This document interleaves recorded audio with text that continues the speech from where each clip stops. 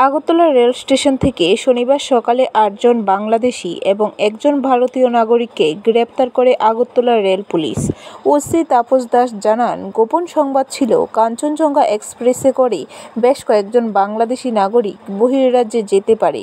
সেই সংবাদের ভিত্তিতে রেল পুলিশ ওঁত পেতে বসে। যথারীতি পুলিশ বাংলাদেশি নাগরিকরা রেল স্টেশনে আসার সাথে সাথে আটক করা হয়। মোট ৯ জনকে আটক করা হয়েছে। তার মধ্যে একজনের বাড়ি ভারতে, বাকি ৮ জনের বাড়ি বাংলাদেশে। আমাদের যে প্রত্যেক দিনের ট্রেন, আজকেও একটা ট্রেন ছিল দূরপাল্লার ট্রেন, যেটা কাঞ্চনজঙ্ঘা এক্সপ্রেস। তো ওইটা দিয়ে একটা বিশাল সংখ্যক বাংলাদেশের লোক যেতে পারে এরকম খবর। তারপর আমরা জিআরপিএফ এবং আরপিএফ থানার পুলিশ মিলে আমরা সব দিকে একটা অ্যাম্বুশ বসি।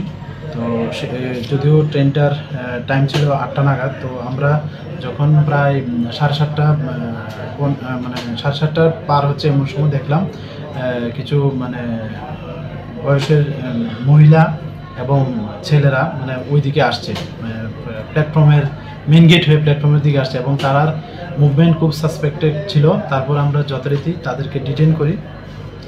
তো ডিটেন করে আমরা ৯ জনকে ডিটেন করেছি টোটাল। তো এর মধ্যে ৮ জনেই বাংলাদেশের বাড়ি এবং একজন আমাদের ইন্ডিয়ান। তো তাদেরকে প্রিলিমিনারি জিজ্ঞাসা করে জানতে পারি যে তারা ওই ট্রেনে করে যেতে চেয়েছিল, কেউ মুম্বাই, কেউ পুনেতে, শিয়ালদহ হয়ে যাবে আর কি। ব্যুরো রিপোর্ট, খবর ত্রিপুরা।